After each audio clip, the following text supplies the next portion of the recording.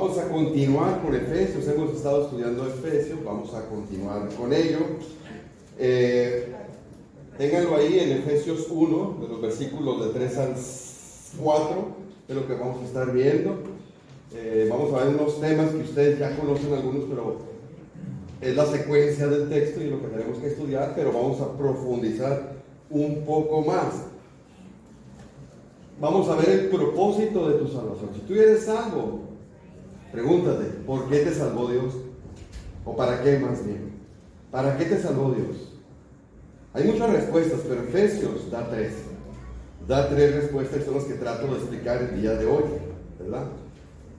Hemos estado viendo ahí en Efesios, del versículo 1 hasta el 4 que hemos visto, la fuente de nuestra salvación, obviamente es Dios, el agente es Jesucristo, ¿sí? No es el Espíritu Santo, no es María, no es el Padre, el agente es Jesucristo. El método, eso fue bien polémico lo que vimos, es una de las enseñanzas que la mayoría de las iglesias atacan, y lo puedes ver en el versículo 4, según nos escogió. ¿Qué se escogió? Elección, y ahí odian esa palabra en la Biblia. O sea que ustedes son elegidos, sí. ¿Son los elegidos? Sí. Ahí lo dicen, no lo estoy diciendo yo. Nos escogió en Él antes de la fundación del mundo, para que fuéramos santos y sin mancha, habiéndonos predestinados. Esa fue otra doctrina que vimos la vez pasada. O sea que ustedes creen en la predestinación. Pues sí, pues ahí lo dice. Entonces, los elegidos son personas predestinadas. Dice, desde antes de la fundación del mundo. Sí, antes de que existiera la dimensión del tiempo, que el cronómetro empezara a correr, dijo Dios, fulanito es de los míos, va a ser escogido. Es lo que dice, y es lo que vimos, y es muy polémico, y ese es el método. Ahora, esos que fueron elegidos, predestinados, ¿para qué los escogió Dios? ¿Para qué los salvó Dios? Eso es lo que queremos que veamos el día de hoy. Entonces, de una manera de lleno voy a entrar porque no quiero alargarme mucho. Mira lo que vemos, aquí está. Esto es lo que no vamos a estar moviendo. Y hasta te lo puse en color para que veas dónde está el énfasis. ¿Sí? Dice, vamos a ver el propósito. Según nos escogió en Él. ¿Quién es en Él? Jesús. Y esa doctrina la vimos la vez pasada también, que se llama la unión con Cristo. Antes de la fundación del mundo. Y te dice el para. Ahí está la respuesta. Una de las respuestas ahí está. Para que fuéramos santos y sin mancha delante de Él, y en amor habiéndonos predestinado, y nuevamente para ser adoptados hijos suyos. Ahí están las tres respuestas. Tres respuestas de por qué, para qué Dios me salvó a mí. ¿Para qué te salvó Dios a ti? ¿Para que fueras exitoso? No. ¿Para que tengas una vida plena y llena de salud y prosperidad? No. ¿Para que alcanzaras el mayor grado de felicidad? No. No está malo, pero no es el propósito de Dios para salvar. Aunque eso se enseña mucho, y más con el Evangelio de la Prosperidad, lo enseñan en muchas iglesias porque es fascinante para el ser humano y para la carne. Pero aquí en ninguna parte menciona nada de eso, en Efesios, Pablo. El propósito de mi salvación son esos tres que están ahí. Y eso es lo que quiero tratar de explicar el día de hoy. Amén, ¿está claro? ¿Cómo la ven? Ahí está, ¿verdad? En amarillo, el para qué, y el concepto en azul. Ahora mira, ahí te lo vamos a ver de uno por uno. Para que fuéramos santos y sin mancha delante de Él, para ser adoptados hijos suyos. Esa también es polémica, ahorita la vamos a explicar un poco más. Mira, santos y sin mancha. Ambos términos son similares, pero tienen significado diferente, y ambos se usan para referirse a cierto tipo de personas. Y aquí también voy a raspar muebles. Se refieren a cierto tipo de personas. ¿Sabes a quién? Creyentes verdaderos. Y tú vas a decir, ¿por qué usas esa palabra? Que no es un pleonasmo decir creyente verdadero. No, porque hay creyentes falsos. Hay creyentes que se creen creyentes pero no lo son. Y hay creyentes verdaderos. Entonces las iglesias están llenas de gente que son visita, gente que aún no ha nacido de nuevo, gente que está en proceso de conocer a Dios, y otros que tienen muchos años y que creen que son creyentes pero no lo son religiosos, ¿sí? Y están los que verdaderamente son salvos. Y eso no lo decido yo, pero todas las iglesias existe ese tipo de gente, con todo el respeto, ¿verdad? Entonces por eso digo yo, creyentes verdaderos, santos Y sin mancha se refiere solamente a creyentes verdaderos, no personas que están en las iglesias. ¿Sí? Mira, y el problema está, de hecho, te lo voy a explicar una vez. Santos, de la palabra griega, que nos tenemos que ir al idioma original, significa agios, pero es como apartado, separado, consagrado para Dios. Eso significa la palabra santo. Te lo explico porque existe una secta que ha hecho mucho daño y ha distorsionado terriblemente esa palabra. Ahorita te lo voy a explicar. Entonces, los creyentes verdaderos son personas que están apartadas, dedicados y se supone que consagrados para Dios y por Dios. ¿Sí? ¿Está claro? Es decir, si yo soy un creyente verdadero, yo le pertenezco a Dios. El propósito de mi vida es que estoy consagrado para Dios. Bueno, pero es que tú eres pastor. No, todos dice ahí. No dice pastor, dice santos. Y se refiere a todos los creyentes verdaderos. Todos. Y cuidado, porque como dije, esta secta católica, ella distorsionó el concepto de los santos, que ellas usan un término que le llaman canonizado. Es decir, si una persona, ¿cómo le llaman ellos? Creo que aquí lo puse, mira. Dice, el proceso por el cual una persona llega a ser santa se conoce técnicamente como canonización. La vida de la persona fallecida se examina con sumo cuidado, ya sabes quién es familia, ellos, ¿no? Para ver si cumplen los requisitos para obtener el tal título. Si resulta que el carácter y la conducta del candidato están por encima de todo reproche y si ha realizado por lo menos 2 milagros, tiene los requisitos para ser declarado santo. En ningún lado la Escritura enseña eso. Es totalmente falso. Es una distorsión aborrecible de las Escrituras. Por eso ellos santo le llaman otro tipo de cosas y la Escritura santo es nosotros. Nosotros. ¿Sí? Nada de milagros, al contrario. Ahora, es más, en Efesios 1:1, cuando vimos el primer sermón, ahí Pablo, ya ves que las cartas tienen un remitente y un destinatario. Y el destinatario se refería a los santos. ¿Quiénes son los santos? Los creyentes que estaban en la iglesia de Efesios. A estos específicamente, ¿verdad?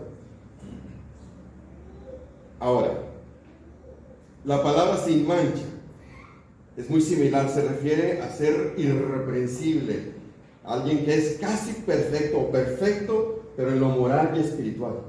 A eso se refiere alguien sin mancha, en lo moral y en lo religioso o en lo espiritual. ¿Te acuerdas en el Antiguo Testamento cuando se tenían que realizar los sacrificios para el Señor Dios, para Jehová?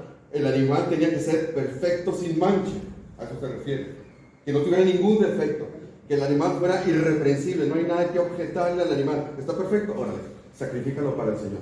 En ese sentido, nosotros tenemos que ser sin mancha para Dios. De hecho, es la misma palabra que usa Pablo más adelante en Efesios para referirse a la iglesia, creo que sí lo puse, para referirse a la iglesia. La iglesia, ¿sabes cómo va a ser presentada el día de las bodas por el Señor? ¿Cómo va a ser presentada? Si no tuviera ninguna mancha. 2 veces lo menciona. Es decir, perfecta, limpia, pura, se quiere decir eso. En cuanto a moral y en lo espiritual. Y así va a ser la iglesia. No quiere decir que ahorita seamos así. En absoluto, estamos lejos de ser eso. Ahora, mira, en Filipenses lo explica más claro. Para que seas irreprensible y sencillos, hijos de Dios sin mancha. Pero está hablando sí de la actualidad. En medio de una generación maligna y perversa. ¿Quién es esa generación? La gente del mundo que nos rodea. Todo el mundo, a eso se refiere. Y cualquier época. En medio de la cual nosotros, los santos, los creyentes, se supone que sin mancha, resplandecemos como luminarios. ¿Por qué? Por nuestra forma de vivir, por nuestra moralidad, por nuestra espiritualidad, se supone. Se supone. ¿Verdad? Y así deberíamos de ser. Entonces, Pablo nos está diciendo, nosotros debemos ser irreprensibles y sin mancha, santos y sin mancha. ¿Verdad? Eso es el propósito de Dios para lo que me salvó. Esa es mi responsabilidad, entiéndelo. ¿Sí? Es decir, fíjate, te lo voy a desglosar desde el inicio del versículo, todo lo que hemos visto. Dios nos predestinó, fíjate qué importante, nos eligió, nos llamó, nos justificó, nos redimió, nos reconcilió, nos perdonó, para que fuéramos dedicados y consagrados y sin pecado ante su presencia. ¿Cómo lo ves? ¿Está fácil? ¿Se entiende? ¿Se puede o no se puede? O sea, todo eso hizo Dios y me dice, ok, lo único que quiero es que vivas para mí, que te consagres. Es como cuando te casas. Ahora le perteneces a una mujer nomás, a una persona. ¿Está difícil eso? No está difícil. Ya. Todas las demás personas están prohibidas. La única que está dispuesta es tu pareja. ¿Estás consagrado a ella? ¿Es difícil? Creo que no. Si lo amas, no hay ningún problema. Si yo amo a Dios, no es difícil consagrarnos. No tienes que ser pastor para hacer eso, ¿verdad? Ahora, dice que debemos ser santos y sin manchas delante de Él. ¿Cuándo? ¿Cuándo es eso y cómo es eso? Primero, hay tres partes. Posicionalmente, eso lo enseña mucho el pastor Roy, le fascina enseñarlo. Posicionalmente, ¿qué significa eso? Una posición delante de Dios. ¿Qué quiere decir eso? Que para Dios, nosotros, como estamos unidos a Cristo, somos santos. Soy raro eso, a ver si te lo explico mejor bien. A ver, no hemos cantado ese canto del doble de imputación aquí, señores de la alabanza. ¿No lo hemos cantado de doble imputación? Sí. Sí, ya lo hemos cantado. Ay, eso no entienden, ¿para qué lo explico? Mira, teológicamente se llama doble imputación. ¿Qué quiere decir? Si hay alguien aquí que es abogado, lo va a entender mejor. Se usan términos jurídicos. Justificación y imputación son términos jurídicos que los que no somos abogados no lo entendemos, pero está muy sencillo. Haz de cuenta que está en un tribunal. Dios es el juez, porque literalmente Dios es juez, es unos atributos. Está Jesús ahí y estamos nosotros aquí, los pecadores. Y dice Dios, este es un pecador, por lo tanto tiene que ir al infierno, esa es la condena. La paga del pecado es ¿qué? Muerte, es una ley universal. Nadie puede objetar, pero dice Dios, yo morí por él. Entonces, esa persona es declarada justa, es declarada inocente, pero no es inocente, pero es declarada inocente. Eso se llama justificación.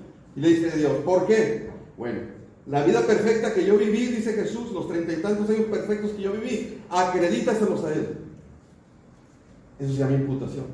Entonces, la vida perfecta de Cristo fue imputada a nosotros. Entonces, posicionalmente, Dios nos ve como una vida perfecta. No ve esta vida imperfecta. Ahora tenemos acceso total al Padre porque nos ve a través de Cristo, por la unión de Cristo. Te fijas que todas las doctrinas están entrelazadas. Como estamos unidos a Cristo, el Padre nos ve a través de la vida perfecta de Cristo. No la vida mía, porque es terrible. Y la segunda imputación es todos los pecados que tiene este sujeto, que es el pecador, que son terriblemente muchos, y que va a seguir pecando, y de aquel que se muera, dice Jesús, esos pásamelos a mí, yo voy a morir en su lugar. Doble imputación. La vida santa y los pecados. Todos los agarra Jesús para Él. Entonces ahora podemos posicionalmente delante del Padre, somos santos y sin mancha. Posicionalmente nada más. ¿Se entiende? Entonces esto se cumple de esa manera. Por eso esos términos, hay gente que no entiende que la salvación se pierde, o que Dios no perdonó todos los pecados, no los perdonó. No entienden el concepto de justificación y imputación. El día que los entiendan nada más esos dos términos, van a comprender lo de la salvación. Pero no lo entienden. La mayoría de las iglesias no lo enseñan, o lo enseñan mal. Y es tan facilito, la verdad. ¿Sí? Me acuerdo ahorita el canto que hizo el último que hicieron los hermanos. ¿Cómo dice? En la estrofa esa. Como una flor pisoteada quedó, algo así. Así dice, ¿verdad? Mentira, quedó peor. ¿Sí viste cómo quedó el físico del Señor Jesús?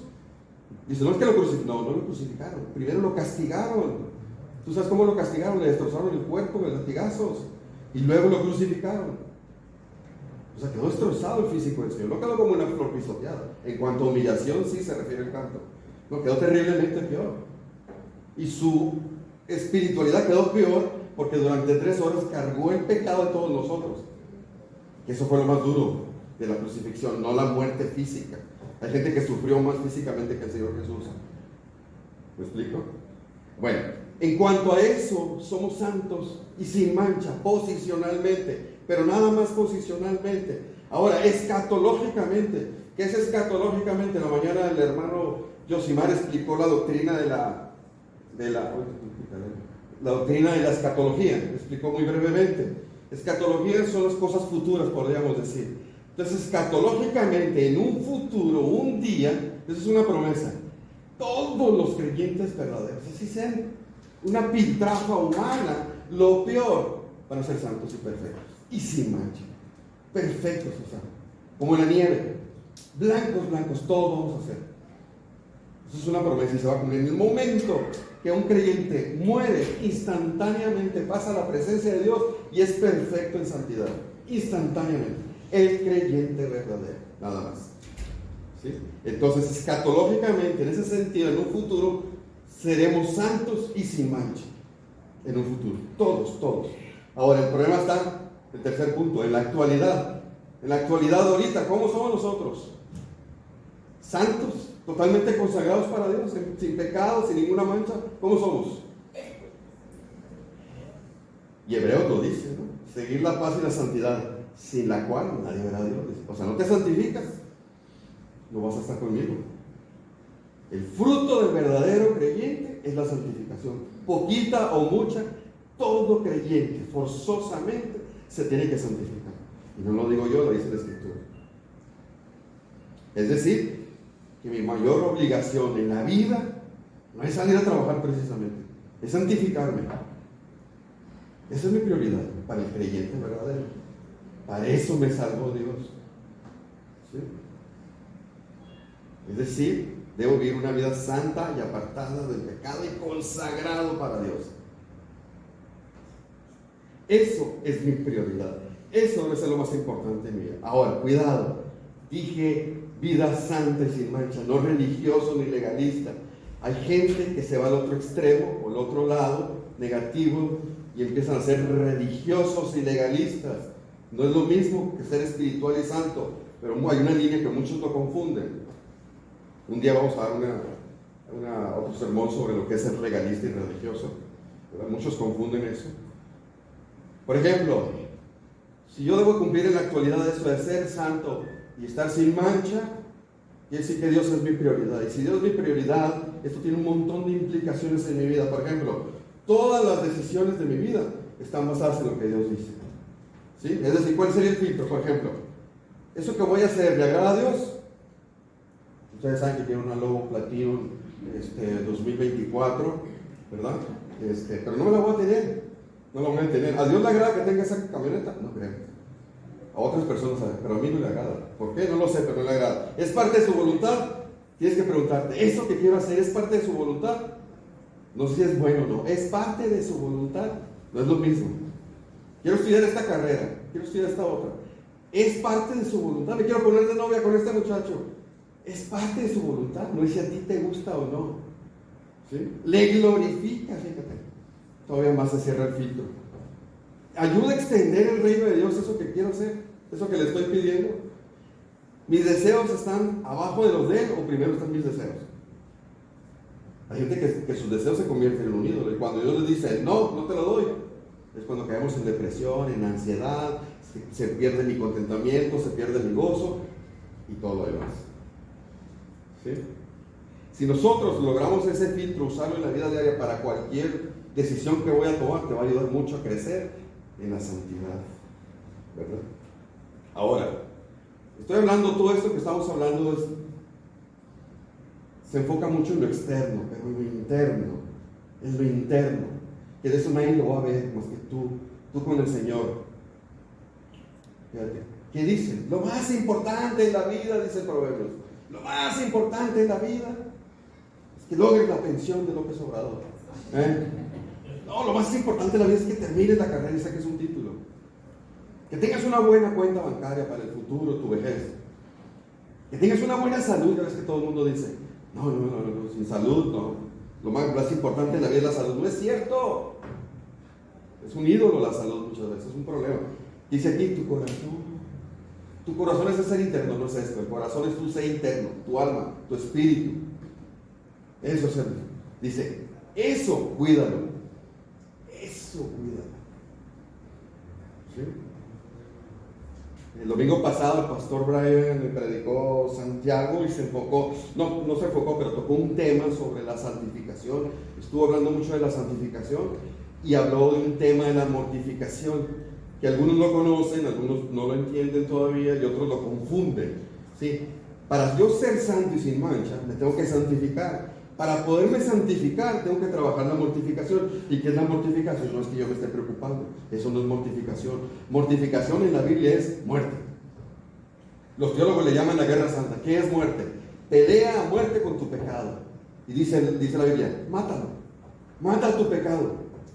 Así mátalo. Si yo tengo un perro bravo en la casa, y por más que ya le lleve a, ¿cómo se llama? El encantador de los perros, ¿cómo se llama? César Millán, y no pudo con el perro, ¿cómo le quito la fuerza yo a ese perro? Es fácil. ¿Cómo le quito la fuerza? No lo puedo ni entrar al cuarto a alimentarlo. ¿Cómo le quito la fuerza a ese perro? No le des de comer.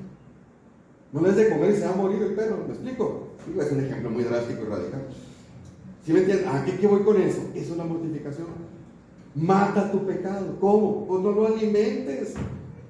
No lo alimentes, así de fácil. Si yo soy chismoso, no te lleves con gente chismosa, porque nunca vas a dejar de ser chismoso. Si yo soy lujurioso, no veas cosas sexuales o sexys o sensuales o lo que tú quieras. No las veas, evítalas. Ponle filtro a tu celular, a tu computadora, voltea la mirada para otro lado, no sé. O sea, no lo alimentes, es bien lógico y bien sencilla. Las enseñanzas de Dios, el problema somos nosotros. Es facilito. Mira, no podemos ser santos y sin mancha si no mortificamos la carne. No le puedo dar gloria a Dios si no mortifico la carne. Fíjate qué importante es. Yo no voy a crecer espiritualmente si no mortifico la carne. No puedo dar buen testimonio ni seré convincente como creyente si no mortifico la carne. Fíjate qué importante es. Es básico en mi vida la mortificación de la carne. ¿Sí? Es darle muerte. Quítale el poder a tu pecado. No lo alimentes. Romanos 13:14, te lo leo rápido, dice: no proveas para los deseos de la carne. La carne es tu antigua naturaleza pecadora, es decir, todos esos deseos, inclinaciones, hábitos. No los alimentes. No los alimentes. Yo soy no soy gastador, pero me encanta pensar que puedo gastar. Entonces me meto a Amazon y tengo mi lista de deseos, ¿no? Tengo mi lista de deseos, cada vez crece más. Y de repente veo un estéreo para el auto. Ahora de pantalla, digo, ¿cómo sería si le pongo de pantalla? Lo estoy viendo y doy precio. Y lo pongo en mi lista para que me avise cuando esté en promoción. La chance y la compro, digo yo. Pero pasan años y no lo compro, no, pero sueño. Ya estoy, ¿no? Estos tenis, y ahí meto otros tenis, ¿no? Y ya estoy viendo cosas. Entonces estoy alimentando el deseo de comprar, ¿te fijas?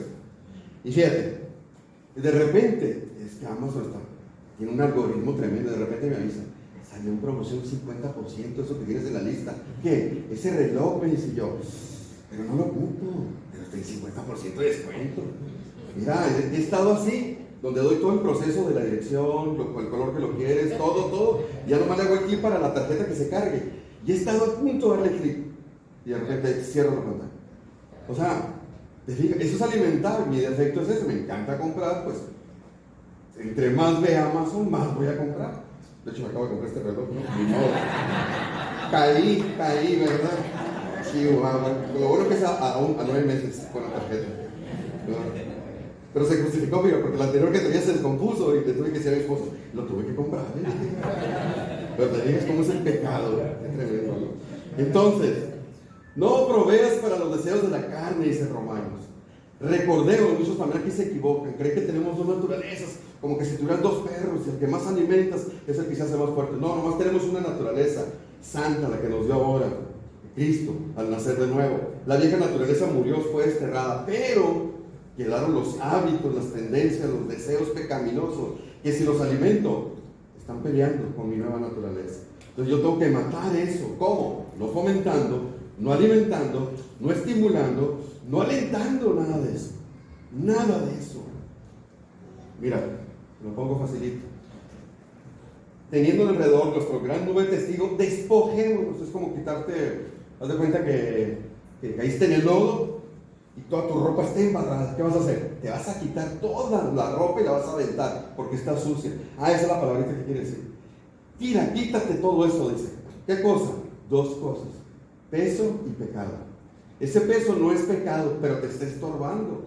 Ese peso puede ser cierta educación que tú tienes, la cultura, ciertas preferencias personales, que no son pecaminosas, pero te están estorbando para caminar. Y aparte, si el pecado dice, despójate, porque este es un maratón. ¿Quién va a ir a un maratón con una mochila llena de piedras? Eso es tonto. Pues dice Dios, eso es lo que tú estás haciendo. Quítate ese pecado y ese peso. Ya, despójate esas ideas que te enseñaron en tu casa. No te dejan crecer en tu matrimonio. Hay que cambiar. Yo me casé trayendo todas las ideas de mi madre, de mis padres, porque decía, ese es el matrimonio perfecto, el de mi papá y de mi mamá. Y cuando me caso, pues quise ponerlas y te las impuse forzosamente, ¿no? Como machista. Ya que yo con el Señor me di cuenta de que todo estaba mal casi. Y me despojé de todas las creencias que me enseñaron mis padres y dije, tengo que adoptar las nuevas, porque estaba mal. Y me llevaba bien con mi esposa, fíjate, lo que son las cosas. Nos llevábamos muy bien, pero estaba mal, no era lo correcto. No le glorificaba a Dios de esa manera. Me tuve que despojar, tanto mi esposa como yo. Ok, dentro de la mortificación es desvestirse, es decir, no alimentar mis tendencias, mis hábitos pecaminosos. Y el otro es, vístete. ¿Qué es eso? Por ejemplo, si yo voy a Alcohólicos Anónimos, me van a decir, deja de tomar. Tú deja de tomar. Deja de tomar. Pues sí, ese es el primer paso. Es despojarte de un hábito. ¿Y qué más? Eso no sirve para nada. Dice, no lo puse, fíjate. Efesios 4, 20. Lo voy a leer. Por ejemplo, en Efesios 4 dice, desechen la mentira y hablen la verdad. ¿Chequeaste? Parece bien tonto. Lo lees así corrido y no hay enseñanza.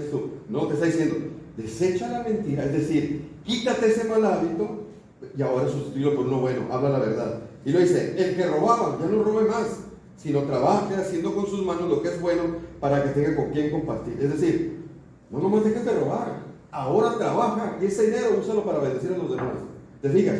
Un hábito pecaminoso lo quitas, pero lo sustituyes por un hábito piadoso. Ahí está la clave. Ahí empieza el cambio apenas. Ahí empieza la mortificación.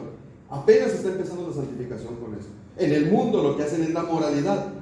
Dejan de hacer lo malo, pero no lo sustituyen por un acto piadoso. Por eso no sirve. Entonces la gente no cambia, nada más somos más hipócritas. Ahí me pego. Yo sé que a algunos no les gusta que platique de mí, pero es un ejemplo malo para bien de ustedes. O sea, yo me pongo de ejemplo malo, pero para bien de ustedes. No me imiten. Cuando no era cristiano, a mí me educaron muy bien mis padres. No hagas esto, no hagas lo otro, pórtate así. Entonces yo delante de la sociedad era un ejemplo. Las amistades de mi papá se expresaban muy bien de mí. Creían que era un excelente estudiante, un gran deportista y un gran muchachito. Pero por dentro no sabían lo que yo pensaba. Era terrible los pensamientos que yo tenía. Se los platicé a mi madre después, ahora ya de vieja. Le dije, mamá, lo que pasa es que cuando ustedes me decían eso, yo estaba pensando esto. Y se asustó. Ella era muy hipócrita, pero por fuera era excelente para toda la gente adulta. No sabía que ese muchachito de la prepa era terrible.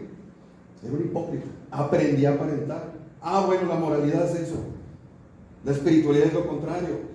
Quita el hábito malo y lo sustituye por el correcto. Mira, otro ejemplo. Dice, ninguna palabra corrompida salga de vuestra boca. Ahí está, el mal hábito.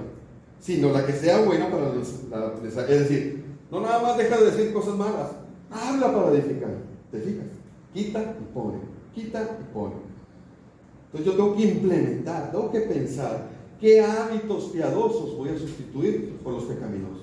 No nomás dejar de hacer el pecado. Eso no sirve de gran cosa, sinceramente. No sirve de gran cosa. Por eso hay mucho hipócrita a veces. Debo cambiar mi estilo de vida. Y en medio de todo eso, lo más difícil, porque hay alguien muy disciplinado, alguien con mucho carácter, alguien muy diligente, puede dejar de hacer cosas pecaminosas y sustituirlas por un hábito piadoso. Pero en realidad eso es externo. El problema está, el tercer paso para cambiar y santificarme, que es el más difícil, donde batallamos todos, y más los que somos muy emocionales, delicaditos e inestables. Soy yo, me cuento, no se preocupen. ¿Sabes cuál es? Esto, renovar la mente. Aquí está todo el problema. Renovar la mente. Porque hay cristianos que caen en depresión y tienen que tomar medicamentos. Porque hay cristianos que tienen ataques de ansiedad.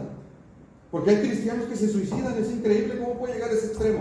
Sí existen. Porque hay cristianos que vuelven a caer en las drogas o en el alcoholismo. Por esto. No trabajaron esta parte. La renovación de su mente. Y te lo dice clarito Efesios 4:22. Sí lo puse, mira. Despojados del viejo hombre. Ahí está. Quítate los hábitos pecaminosos. ¿Por qué? Y te dice, está viciado conforme a los deseos engañosos. Y lo dice, renovados en el espíritu de vuestra mente. Y vestidos del nuevo hombre. Ahí está. Te quitas los hábitos pecaminosos, los sustituyes por un hábito piadoso y tienes que renovar tu mente. Tienes que cambiar tu manera de pensar. Si esto no cambia, no funciona nada. Solamente somos religiosos e hipócritas. Esto tiene que cambiar. Esto es esto. Tiene que cambiar. Y la única manera de cambiar esto es comiendo esto. Es la única manera. Yo lo leo, lo entiendo y lo aplico.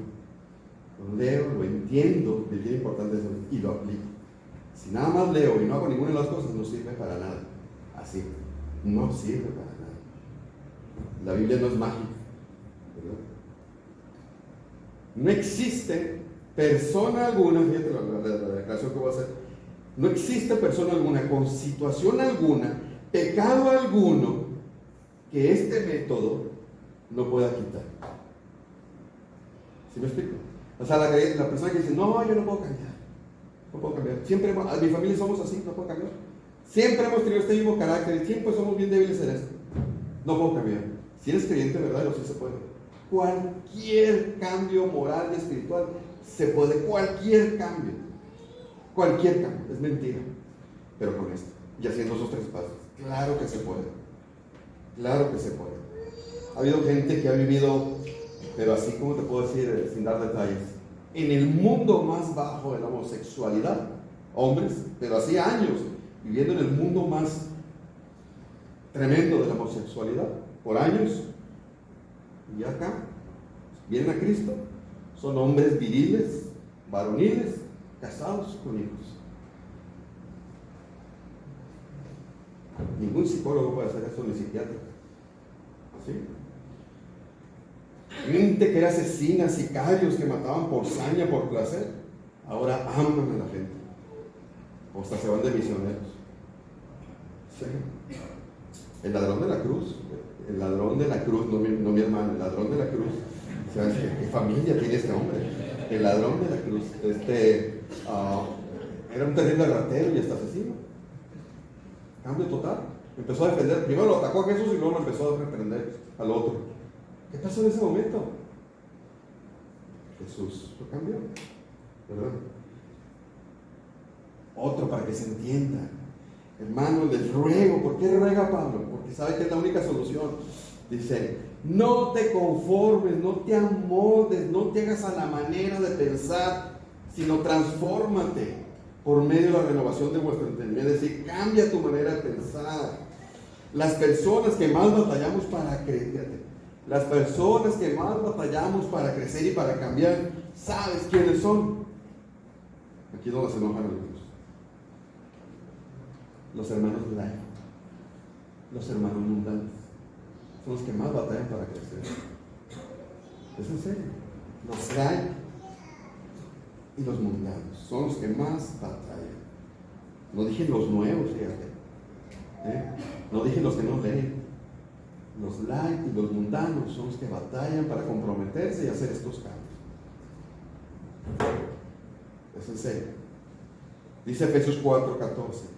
Ya no seamos niños fluctuantes. Le está diciendo a los creyentes. Ya no seas niño fluctuante, se refiere. Ya no seas inmaduro, no estés cambiando tu manera de pensar. Ahora pienso así. No, es que vi un video de teología, un cuate que predica en YouTube y dijo esto. No, es que fui a otra iglesia y un pastor predicó. Déjate de cosas. Profundiza en la Biblia, no estés divagando en internet. No seas niño fluctuante cambiado por cualquier viento de doctrina, dice. No. Las personas inmaduras, las mundanas, normalmente no desarrollan el discernimiento bíblico. No pueden comprender qué es lo que tienen que hacer para hacer estos 3 pasos. Dejar el pecado, sustituir por un hábito nuevo y cambiar su mentalidad. No pueden, no captan. Están tan inmersos en las cosas del mundo que este propósito de la salvación es como el 4º punto. Mira, después de todo lo que Dios hizo por nosotros, Él espera que nuestra respuesta sea positiva. Es decir, que digamos, sí, sí Señor, me voy a santificar, voy a ser santo, consagrado para ti y voy a vivir una vida sin mancha para ti. No se vale no existe la persona que diga, hermano, yo no puedo hacer eso. No existe. En este momento de mi vida no puedo dedicárselo a Dios. Disculpe, hermano, pero ahorita no puedo. Estoy cuidando a un familiar enfermo y estoy al 100% con esa persona. Más adelante voy a tomar más en serio esto que me está diciendo Dios. Estoy terminando mi posgrado. Ahorita no puedo comprometerme con Dios. Es que me acaban de ascender en una empresa vanguardista y tengo que estar al 100. Tengo que estar al 100 con esta empresa. Es que estoy muy enfermo, estoy en tratamiento, hermano. Usted no me entiende. Ahorita no puedo hacer eso. Estoy empastillado aparte, no puedo hacer eso. Falso, falso, falso. Todos pueden hacer eso. Jamás dio una cláusula a Dios. Jamás dijo, espérate. Estos sí los pueden hacer, este mandato tómenlo esto, este grupo no. Jamás dijo eso. Jamás. Nadie debe oponerse a esta responsabilidad.